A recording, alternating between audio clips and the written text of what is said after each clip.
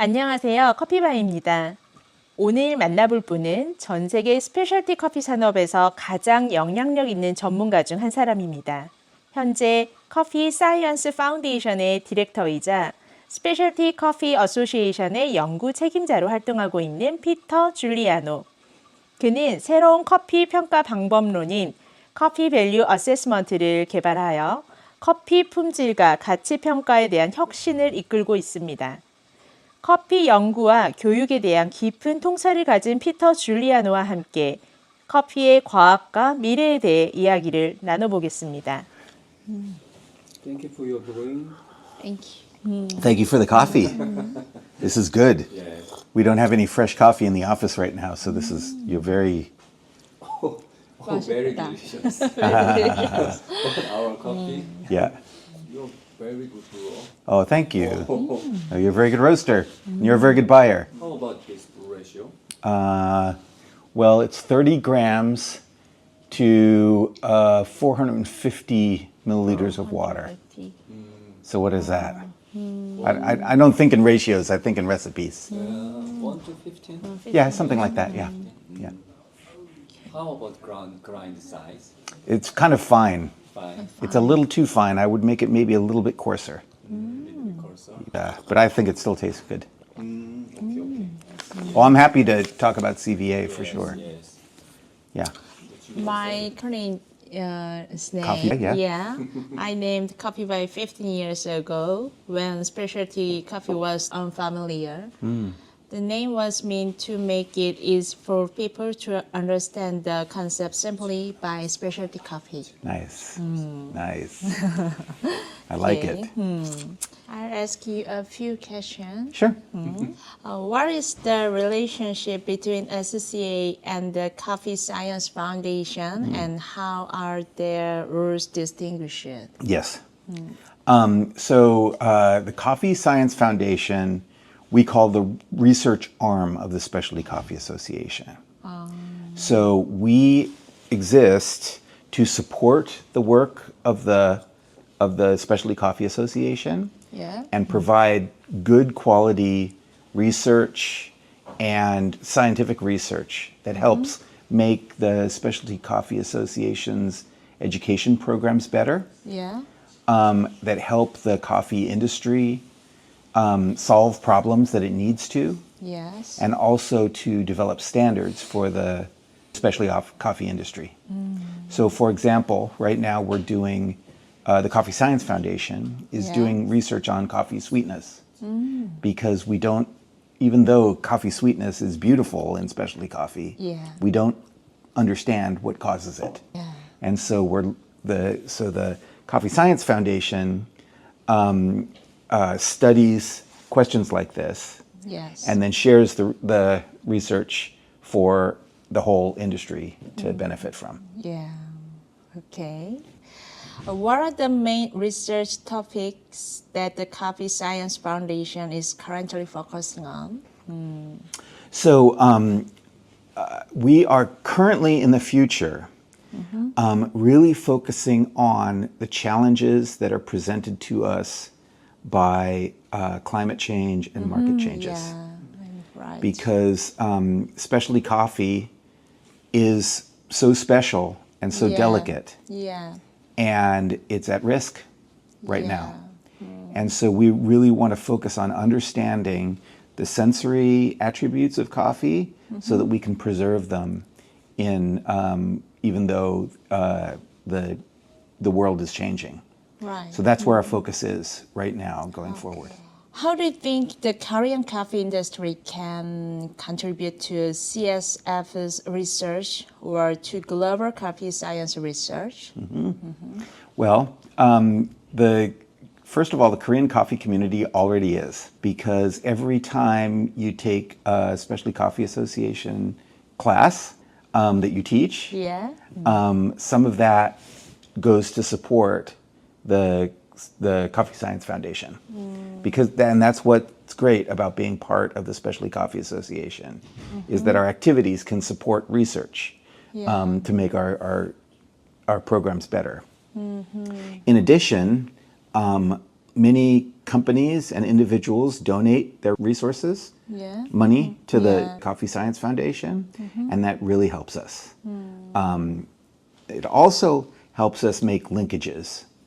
We'd like to do a lot more research in Yeah. Korea, Yeah. especially with Korean coffee consumers, because we want to understand the differences between the Korean coffee consumer and the specialty coffee consumer in the United States or in Europe, because these three markets are changing and evolving, and they are different from each other. And so we should understand those differences. Right. How can CVA provide practical benefits to the various players in the coffee industry, such as producer, roasters, baristas, and consumer? Yeah, so, well, we started working on the CVA 4 years ago. And the place that we started was asking people within the specialty coffee chain, what kind of tools do you need in order to Yeah. make your business better? Especially cuppers, sensory professionals.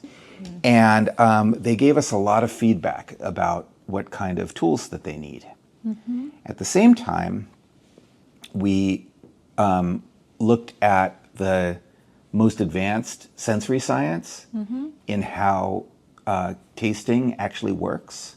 Yes. And then finally, the third thing is we realized that the industry wanted a tool to understand what people find valuable in coffee. And that's why it's called the coffee value assessment. Yeah. Because it is these flavors that we love in coffee Yeah. make it more valuable to people.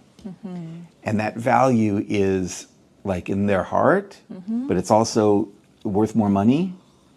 And so what we can use the CVA to do is Yeah. measure exactly what people love about coffee so that we can understand better what makes coffee so great to people. Good. And that means it winds up being like a language that we can use to study consumer preferences in coffee, for example, or we can study what kind of coffee processes create what kind of flavors. Or we can use it to buy green coffee. So it's a tool that can be used at different phases within the coffee chain, and in order to discover what makes coffee better. Okay. Does that make sense? Okay. As an SCA trainer, what should I consider when incorporating CVA into classes or evaluate processes? I think I have been a coffee teacher for many years myself. Nice. And learning the CVA has taught me a lot about how to Right. think about quality.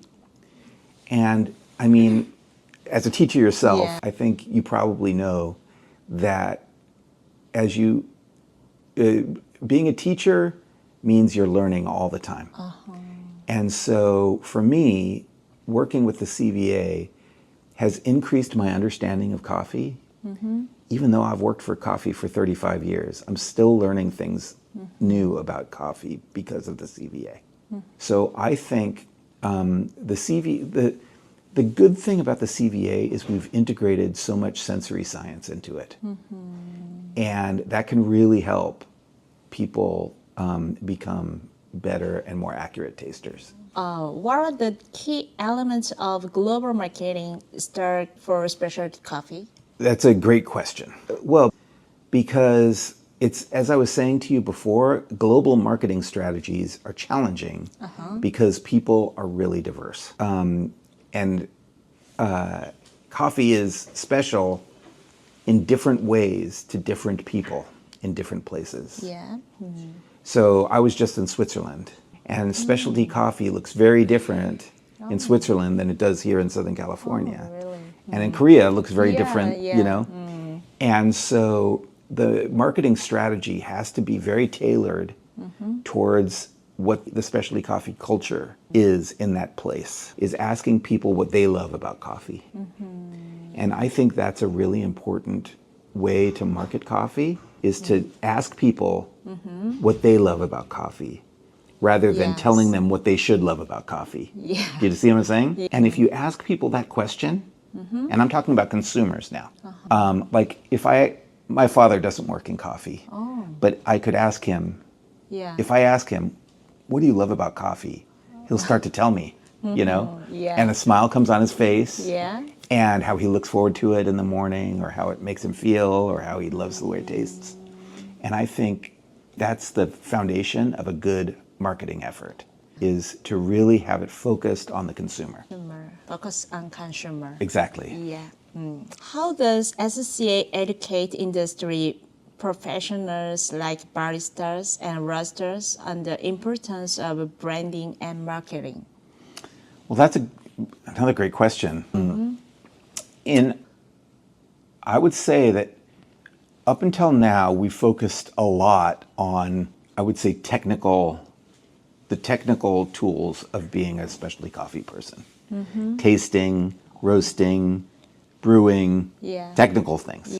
But when you're talking about marketing, that's a different skill set altogether. And we're actually just starting to really develop that kind of education because coffee companies are asking us for it. And so we've introduced more business-oriented topics at our conferences recently, which will help coffee people gain those skills. And I'll tell them the most important thing is understanding the difference between being able to describe coffee's flavor, and then that's one skill, and then be able to have an opinion about its quality. Those are two very different things. And the discipline about keeping those two things separate is really, really important, and has changed the way I taste coffee in the past 10 years. I'm going to tell you two important things. The other thing that I think is really important is to practice tasting all the time. And not just coffee, food, other beverages, to be thinking about flavor all the time. And I think the more you are thinking critically about flavor in your whole life, the better taster you are and the better educator about flavor you are. Yeah. This is fun. I'm enjoying these questions. I have a question for you. Okay. Yeah. When do you expecting every people in coffee industry use CVA? Ooh, that's Good. that's interesting. Because the specialty coffee community is so big. Yeah, so big. But one thing that I've been surprised by is people's enthusiasm to learn. Yes. So I think we're really focused on getting people to adopt it. Yes. We have a goal that 10,000 people will know how to use it next year. Yes. That's a pretty big number. Yes. 10,000 people. That's a pretty big number, and that represents, a very large percentage of the specialty coffee industry. Yes. So I think within the next year to 2 years, it will really be known by most people in the industry. I talked about many producers about CVA, but they don't have idea about CVA. Yeah, So yeah. they want to use cupping, scoring system. Yeah. Well, remember that in the CVA, the cupping score is still there. Yes. It's actually, what I've found in teaching people about CVA is the change is smaller than they expect. Yes. There are some really important changes, Yes. but really, if somebody already knows how to do the 2004 system, Yes. they can learn the CVA in a day or two. Yes. And so we've actually focused most of our education Yes. in coffee producing countries. Yes. So there are actually more people trained in CVA Yes. in coffee producing countries than coffee consuming countries right now. And that's where our focus will continue to be. because it really is designed to help everybody in the industry, including coffee producers. Yes. So I hope that you'll see that change Yes. over the next year or two. Actually, many producers learn about CVA, but they still busy to produce coffee. They still love scoring systems. Yeah. Well, like I say, I mean, you can use the CVA to score coffee just the same as the old system. It works a little bit differently, but it still produces a score for coffee.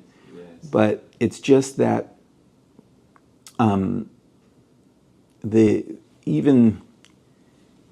think one of the challenges that we face is that a lot of people were using the old system incorrectly. Yes.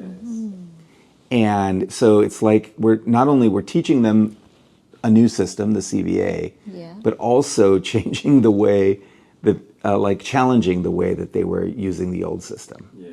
I'll give you an example of what I mean. Yes. Many people think that the cupping score Yes. is an absolute number, and it was never designed to be an absolute number. But people on the consuming side, the producing side, and also the consuming side think, well, if I, Peter, give this coffee a 91, then everyone's going to give it a 91. Yes. And that has never been true. And so it's like some people might think, well, the old system had absolute scoring, Yeah. but it didn't. It never had absolute scoring because that's not possible. Yes. The reason it's not possible is because different coffee professionals have different ideas about quality. And that's good. That's good. That creates diversity within the marketplace.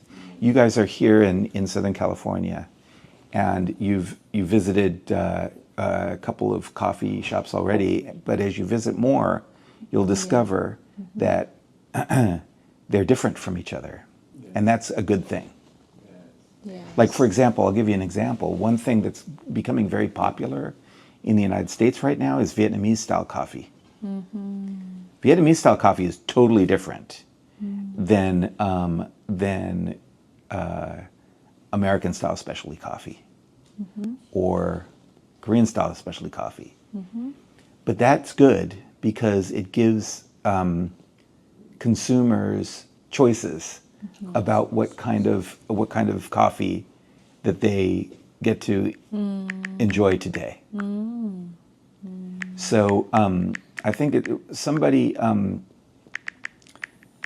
who I respect a lot in coffee talked about how we need to embrace the idea of difference in specialty coffee because that benefits everyone. It benefits the consumers.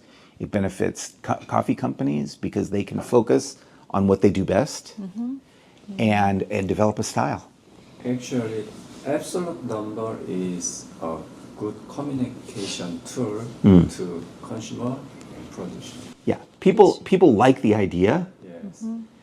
The problem is there is no such thing. Yes. People like different things in food. Yes. And that's why when you go to a restaurant, Yes. they have a menu. Yes. If everyone liked the same thing, there would be no need to have a menu at the restaurant because everyone would order the same thing all the time. You know, we have different preferences in coffee.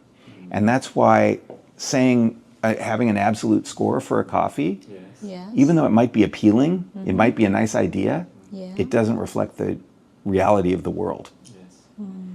And producers really know that.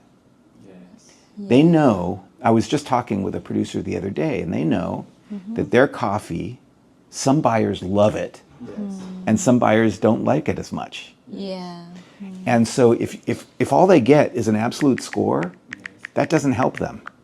What helps them is if they know that you, as a coffee buyer, Yeah. give it a high score, Yes. and another buyer gives it a low score. If they know that, Yeah. then they know to bring their coffee to you. Yes. And that's how markets work. Yes. if you just tell a producer, Yes. yes, your coffee's worth an 87, Yes. Smart. then their next question is, okay, how much can I get for an 87? Yes. And the truth is, there is no number like that. Because you don't sell to an abstract marketplace. You sell to a buyer. And you have to find, if you're a producer, you have to find a buyer. And so if the scores reflect the needs of somebody in the marketplace, then that is a lot better tool for producers in the long run. CBA is connecting customer, producer, Exactly. roaster. It's designed to be a good communication tool Yeah. in a market. Because that's where coffee derives its value from. How do you envision the future of specialty coffee? Yeah, that's another good question. I mean, I feel like we're going through a time of great change right now. Yeah. And I'm excited about it. Coffee production, like in Latin America and Africa and Indonesia, is changing because it has to. Because we need better coffee varieties that can withstand climactic changes and Yeah. diseases and things. And so that's going to change coffee agriculture a lot. Also, I think that the ways that people consume coffee is going to change a lot. I'll give you an example. Here in the United States, it used to be that 95% or more of coffee was consumed hot. Yeah. But every year for the past 10 years, more and more and more and more drink it cold. And I think that here in the United States, by 2035, people will mostly be drinking coffee cold because they're drinking it at different times of the day, not just in the morning. This is one of those moments that we're changing the way that coffee is consumed.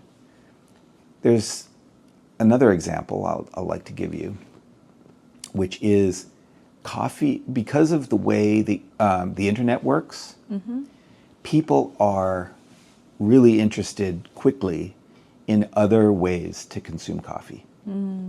So, like quickly, they can learn about a way that coffee is prepared in another country and start doing it, Yeah. and then suddenly they're doing it differently. You know, that's happening faster and faster and faster now. Yeah. And so, I keep coming back to this idea of diversity. It's like coffee, especially coffee, is going to mean many things in the future, not just one thing. You know, it was pour over and espresso machines. You know. Yes. And but now it means a lot of different things. People using spices creatively in their signature drinks, for example. Yeah. People using different brewing methods besides espresso and pour over and cold brew to get flavors out of their coffee. Yeah. Different temperatures. Different processing methods, which has Yeah. been really changing over the past 5 years. That's going to continue Yeah. to develop Yeah. because it's giving so many more flavors that you can work with. Yeah. And I think that diversity will just continue and continue. How do you think environmental pollution and specialty coffee? I think so. The coffee is very sensitive to the environment. Yeah. It's grown in. Yeah, right. And so the changes in the climate are going to change coffee. However, it will also push innovation. And because already all sorts of people are talking all the time about how they can make coffee both more resistant to weather changes and diseases and stuff, but also taste better and more interesting. And that's possible. That a lot of people are worried about the negative impact Yeah. of climactic change on coffee, and I'm worried about that too. but I think there will also be a positive impact. And the positive impact will come from people needing to innovate in order to preserve coffee, and that may have some added benefits. Yeah. Some cultivars can be more expensive because they're less productive. However, they can also develop cultivars that are more productive. So I'm actually very interested in that because a more productive cultivar can be grown on less land and with more sort of intense agricultural techniques. Yeah. And that means lower price because it means more efficiency. So I don't think that right now certain special cultivars, like geisha for example, are more expensive. But it doesn't necessarily need to always be true. Because people are now working on cultivars that can be more efficient and also good, excellent quality. That's what's happened in other industries like the wine industry. They've developed better cultivars and better systems, and it's brought the price of great wine way down. More people can enjoy great wine than ever in history right now. And that's true for a lot of foods. And I think that can be true for coffee too. I have a question about the consumers trend about Korean and Asian loves geisha. How about America's trend about coffee consumers? Well, one of the things that we've studied a little bit, so I should tell you, we've just started 2 more consumer research projects, and we're planning on doing many more, including in Asia. But one of the things that we've looked at is what flavors that consumers in different areas are interested in. And in the United States, some consumers like floral and fruity flavors, and some really like them, but it's a small percentage. Small percentage. A larger percentage of consumers like sweet and chocolatey flavors. Sweet chocolate. So the fruity floral characteristic is very appealing, but to a small number of people. And so that's what geisha is. Geisha is fruity and floral. Right, yeah. And so that variety really appeals to a small number of consumers, but a larger number of consumers like other more traditional flavors like chocolate and sweetness. For one thing, in the United States, we've got a longer tradition of drinking coffee. Yeah. My parents drank coffee, my grandparents drank coffee, their parents drank coffee. So we have many generations of coffee preferences baked in our minds. Yeah. Whereas Korea, one of the cool things about Korea, Yeah. coffee is relatively new as a flavor. And what I think is that makes the Korean market much more open to interesting flavors in coffee. Right. Because, like I was telling you, my father doesn't understand floral coffee. Oh, really? Because he never had one until he was over 60 years old. And that's like confusing to him. He was drinking the same flavor of coffee his whole life. And then at some point when he's 65 years old, somebody gives him a cup of geisha and he says, "What is this? It tastes like tea." Right. Is it coffee? Yeah, exactly. And in Korea, you already have a more open mind about open mind. What coffee can be. And that makes the Korean market a lot more creative and innovative. Yeah. I can tell you that I've had some of the greatest coffee experiences that I've ever had in the last 5 years in Korea, because the specialty coffee attitude is much more experimental. In Europe and the United States, we've got hundreds of years of tradition to deal with, and people have expectations that are based on a lot of history. So that's one thing I think is very special about, and when you talk about geisha being popular in Asia, that's what it makes me think of, is because for a lot of people in the American market and in the European market, geisha is just confusing. Korea is something like tasty nation. Korea has 4 seasons and seasonal vegetables, fruits. So Korean consumer wants strong taste, strong taste. sweetness. Yeah. Yes. Well, Korean food Yeah. is, like you say, is very intensely flavored. It's funny.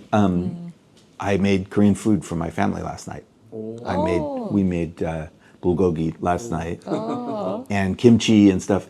And my daughter, especially, daughter loves really? Korean food. She loves it, and she loves the intensity of it. I mean, like kimchi, for example, it's very intense, and especially to Americans who don't eat fermented foods that often, don't eat spicy foods that often. It's just totally overwhelming.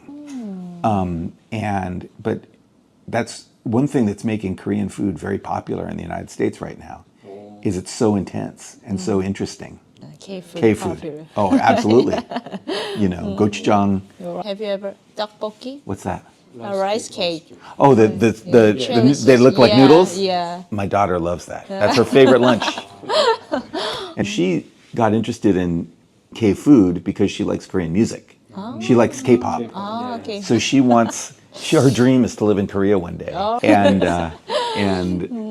So she just loves the whole culture. And that includes the food, you know?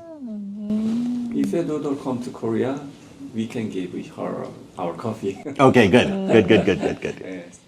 But it's really interesting because when I was young, when I was my daughter's age, Korean food didn't exist as far as I was concerned. I mean, you could not find a Korean restaurant. I'm sure they were here, but I didn't know about any of them. And but now, her friends, it's really Right. okay. There's do you know what tajin is? Tajin. It's from Mexico. Tajin. It's like a candy. It's made of salt. It's like a spicy, salty candy, but it's very intense. It's very spicy. It's very sour, very salty.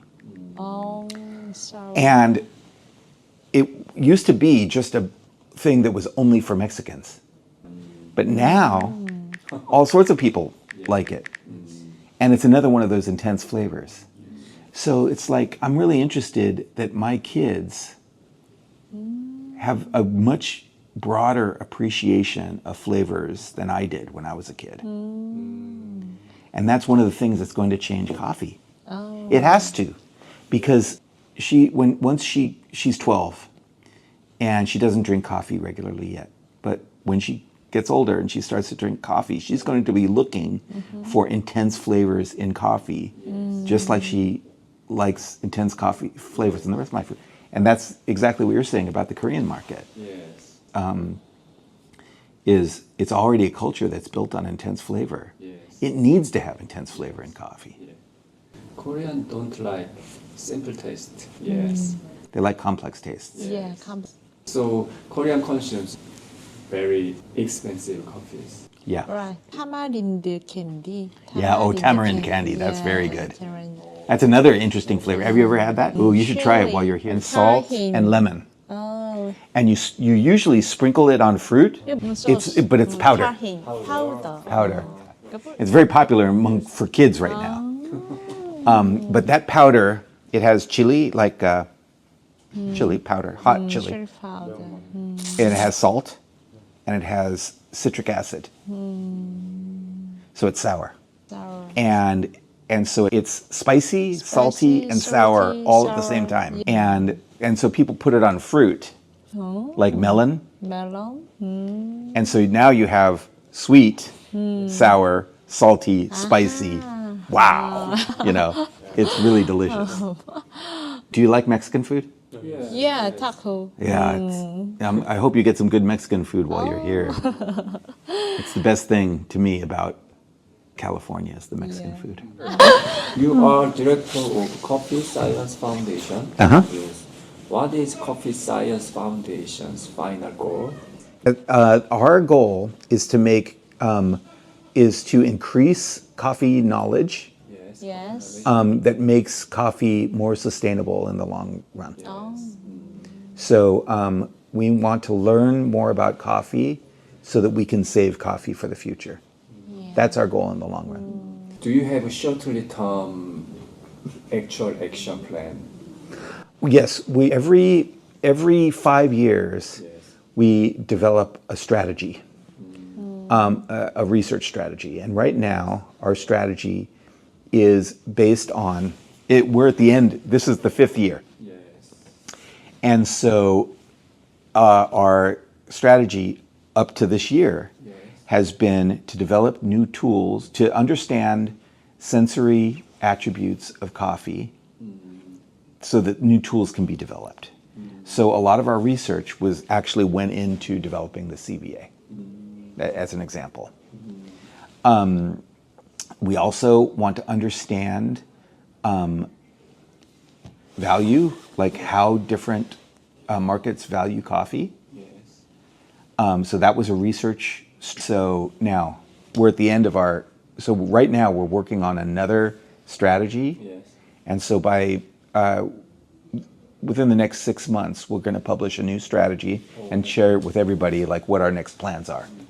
But it comes from the SCA's strategy. The SCA's strategy comes first, Yes. and then the Coffee Science Foundation develops its strategy to support the SCA's strategy. Okay. Okay. I'm having a wonderful time. Oh, Thank good. you. Me too. Me too. Excellent. Thank you very much. Thank you for having me on your channel. I can't wait to get to interact with people from other markets. So I'm very grateful that you guys have come to California and are learning about the coffee scene and bringing that information back to Korea. That's very cool. And I would love to stay in contact. Yeah. I told you before, we're interested in doing more research in Korea. Yeah. And I'd love to be connected with you as we do that, so we do the right thing. How about your this year's plan? For the Coffee Science Foundation, Yeah. we just started 3 new projects Yes. Oh.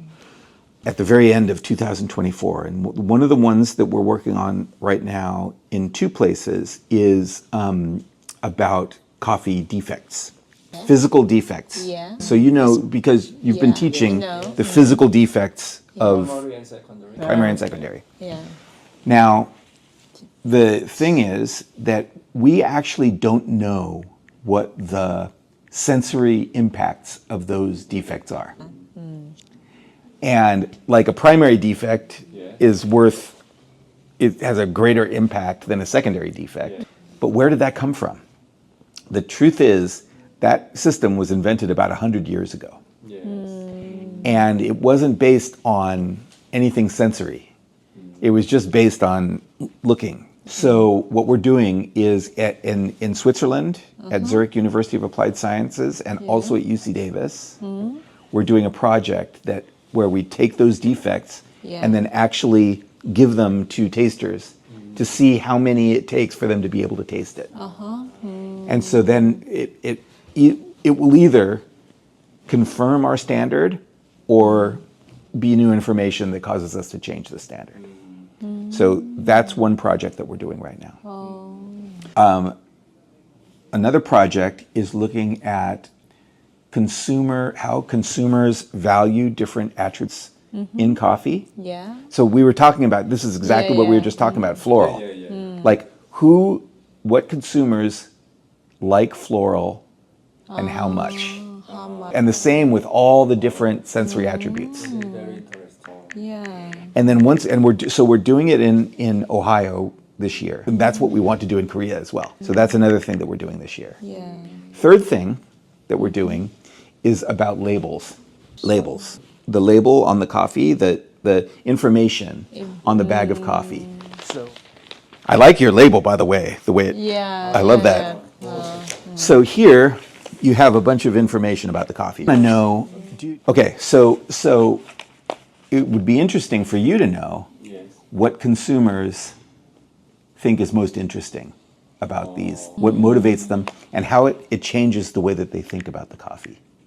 So we're studying that as well. Yeah, label impact, exactly. Because we already did a study that shows that different colors on a label have an influence of how people taste. For example, you want me to give you an example? Pink makes them think sweet. Strawberry. Actually, our research shows that it's very important to choose the right colors that complement the flavor of the coffee because that helps the consumer understand what they're going to taste. But if you had like a dark brown label, that wouldn't be good for this coffee because this coffee has sweetness and floral character. Dark brown, they expect to taste chocolate and bitter.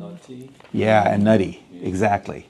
So so our research showed that the label color can be very important in having people notice different flavors in coffee. Same thing with the information. Like for example, altitude. If it's listed here, then what does that make them think about? So that's what we're studying too.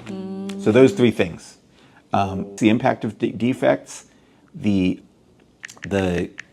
value impact of different sensory attributes, and then the information attributes. You drew it? Yeah. Nice. Very cool. Yes. I love that the whole Artist. family is involved. Really family Yeah. business. I like this label. I also like the way it's on the bag, like folded over. That's great. The bird. Environment. For it. That's cool. Color imagine. What made you choose the colors? Blueberry, strawberry, and Dark. You like it. Yes. Very cool. Cool. Can I take a selfie with you guys? Yes. Yeah. Yeah. Maybe come here, the whole family.